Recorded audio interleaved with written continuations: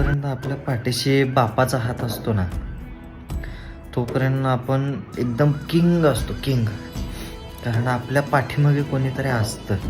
आणि जेव्हा तो हात निघून जातो ना, तेव्हा सगळ्या गोष्टींचा भास व्हायला चालू होतो की आईला आज त्या व्यक्तीसोबत माझं हे जगणं राहून गेलं, ते जगणं राहून गेलं, हे तर ह्या गोष्टी शेअर करायच्या होत्या, त्या शेअर करायच्या राहून गेल्या. ह्या अशा प्रत्येक गोष्टी आठवायला चालू होतं. आपला बाप जोपर्यंत आपल्या सोबत आहे ना, प्रत्येक मुलाला, प्रत्येक मुलीला माझी एक विनंती आहे की आत्ताच सगळ्या गोष्टी शेअर करून घेत जावा. आत्ताच ही वेळ एकदा गेली ना, हे क्षण परत येत नाहीत. मागू कसा मी अन मागू कुणा